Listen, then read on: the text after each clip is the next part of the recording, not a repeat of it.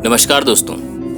आपने बचपन में कछुए और खरगोश की कहानी जरूर सुनी होगी और आपको इसे सुनने पर बहुत मजा भी आया होगा। आज आप इसका पार्ट 2 सुनने वाले हैं। इसे सुनने के बाद आप पहले वाली कहानी तो भूल ही जाएंगे, बल्कि यह आपके जीवन के मायने बदल देगी और आपको सोचने पर मजबूर कर देगी। चलिए एक शर्त लगाते हैं, यदि ये कहानी आपके दिल को छू जाती है तो आप इसे अपने दोस्तों के साथ जरूर शेयर करेंगे।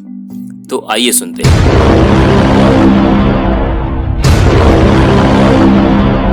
हुआ यूं कि कई सालों बाद दीपक चौधरी, जो एक न्यूज रिपोर्टर था, खरगोश का इंटरव्यू लेने पहुंचा। दीपक को बचपन में इस कहानी ने बहुत प्रभावित किया था। वह हमेशा ही अपने प्रतिद्वंदी रिपोर्टर से आगे रहना चाहता था, इसलिए वह हर सनसनी खबर के पीछे भागता रहता था। उसे उम्मीद थी कि इस इंटरव्यू से उसके चैनल की टीआरपी अच्छी खासी बढ़ जाएगी। उसने खरगोश को नमस्ते कहा और उससे पहला प्रश्न पूछा, क्या आपको उस ऐतिहासिक रेस को हार जाने का दुख आज भी सताता है? खरगोश जवाब देने ही वाला था कि दीपक ने अगला प्रश्न पूछ लिया, क्या आप रेस पूरी करने के बाद नहीं सो सकते थे? खरगोश जैसे ही कुछ कहता कि दीपक ने एक और प्रश्न पूछ लिया, एक खरगोश किसी कछुए से कैसे हार सकता है? आपको नहीं लगता कि आपने पूरी खरगोश बिरादरी का नाम मिट्टी में मिला दिया है? अब खरगोश कुछ नहीं बोला तो दीपक ने कहा, जवाब दीजिए, आप मेरे सवाल से बचकर नहीं जा सकते। खरगोश ने बड़े आराम से जवाब दिया, सच तो यह है कि ऐसी कोई रेस कभी हुई ही नहीं थी। नहीं हुई थी मतलब? जनाब, आप हारे थे। पूरी दुनिया ने देखा था, अखबारों में छपा था, टीवी में भी आया था और मैंने तो अपनी किताब में भी पढ़ा है। पूरी दुनिया खरगोश की हार के बारे में जानती है। खरगोश ने कहा, देखो मैं अब बूढ़ा हो चला हूँ, अपने जीवन के अंतिम पड़ाव पर हूँ, झूठ नहीं बोलूंगा। ऐसी कोई रेस कभी हुई ही नहीं थी, यही सच है। और अगर हुई भी होती तो मुझे न कछुए से हार कर दुख होता और ना ही उससे जीत कर कोई खुशी होती। देखिए, आप हार गए थे और हारना किसी को अच्छा नहीं लगता है, लेकिन इस तरह झूठ न बोलिए। दीपक ने कहा, अच्छा, आपको मेरी बात पर यकीन नहीं होता तो आप जाकर कछुए से पूछ लीजिए। हाँ, जरूर जाऊंगा, सच बाहर आकर रहेगा और आपका झूठ बेनकाब होगा।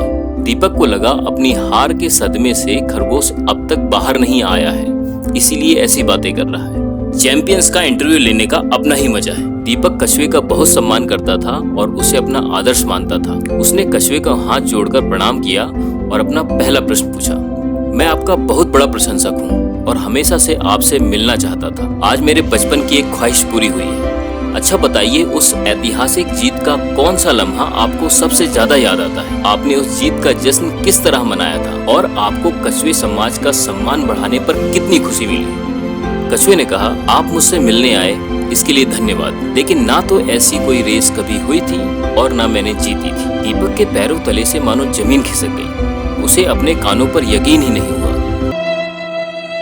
उसने पूछा, मैंने इसे अपनी किताबों में पढ़ा है, आप मेरे आदर्श हैं। मेरे माता पिता कहते थे कि मैं आपकी तरह बनूं।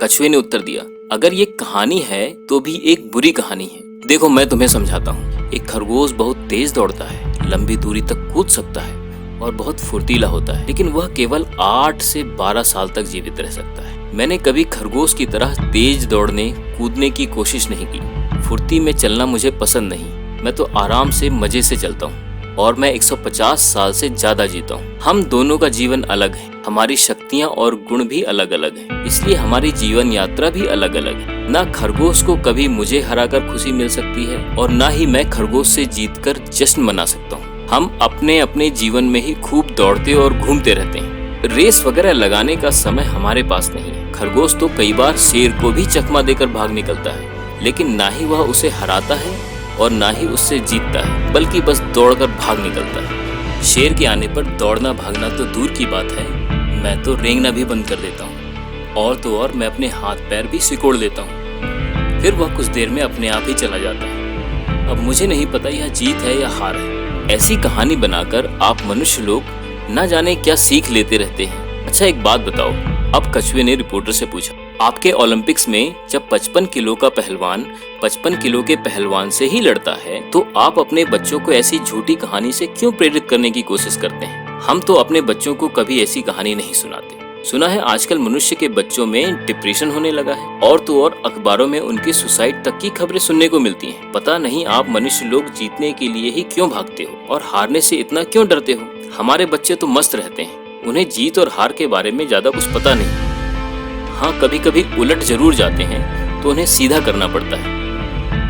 ये सफलता, जीत, हार के किस्से कहानियां तो आप ही जानिए। अगर मेरी सलाह मानो तो ना तो तुम्हें किसी कछुए की तरह बनना है, ना ही किसी खरगोश की तरह बनना है, ना ही किसी महापुरुष की तरह बनना है, ना ही किसी बहुत अमीर व्यक्ति की तरह बनना है, बल्कि तुम तो बन ही चुके हो, और कितना बनोगे, और जो हो उसे ही समझने की जरूरत है। दीपक को अब बात समझ में आ गई थी। सफलता का मतलब हर रेस जीतना नहीं होता, बल्कि सही रेस का चयन करना और अपने लिए सही सफलता की पहचान करना भी एक बड़ी सफलता है। याद है ना, आपने शर्त लगाई थी, लेकिन हर शर्त अपनी बात मनवाने के लिए नहीं लगाई जाती। ख्याल रखिए अपना और अपनों का। धन्यवाद। For more such inspirational videos, subscribe to the channel and hit the bell icon. Okay?